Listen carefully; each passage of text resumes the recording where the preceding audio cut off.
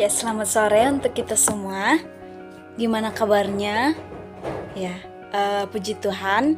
Semoga kita sehat-sehat semua yang berada di rumah, baik bekerja, baik studi, semuanya tetap semangat apapun yang menjadi kesedihan kita ataupun yang membuat kita jadi tidak semangat. Tetaplah semangat dan bersyukur dan mengucap syukur kepada Sang Pencipta kita gitu. Kali ini saya akan membahas mengenai sosiolinguistik.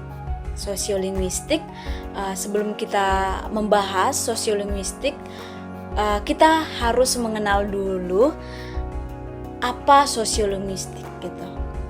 Secara etimologi, sosiolinguistik berasal dari kata sosiologi dan linguistik. Jadi ada dua ilmu, sosiologi dan linguistik. Nah, sosiologi ini adalah mempelajari mengenai struktur dan proses-proses sosial. Jadi mempelajari struktur yang ada di sosial gitu.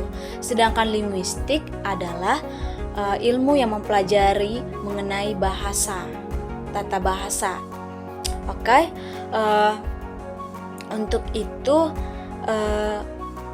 kenapa kita perlu mempelajari sosiolinguistik? Karena kita sebagai makhluk sosial, kita perlu bersosial dan kita perlu memahami bahasa-bahasa yang ada di sosial kita, di lingkungan sosial kita. Misalnya nih, kita pergi ke budaya Batak, kita pergi ke Nias, kita pergi ke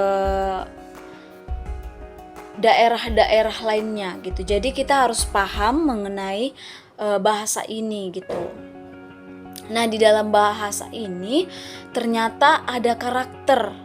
Nah, ada karakter yang menjadi perbedaan bahasa dengan bahasa yang lainnya gitu.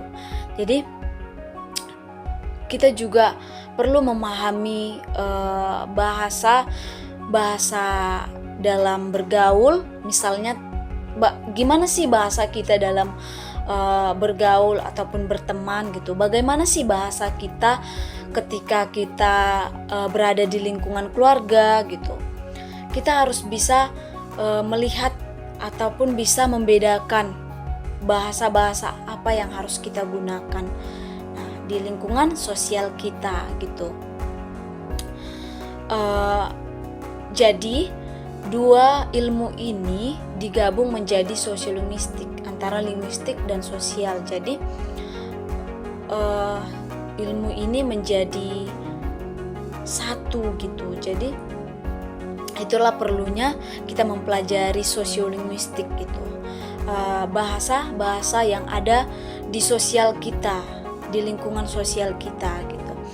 Oke, untuk itu marilah kita belajar dan pahami apa-apa aja sih yang menjadi karakteristik dalam sosial, dalam bahasa, dalam sosial itu gitu. Jadi kita perlu mempelajari ini gitu agar kita paham dan tidak terjadi miskomunikasi satu sama lain. Ya, itu saja yang bisa saya bagikan. Kurang lebihnya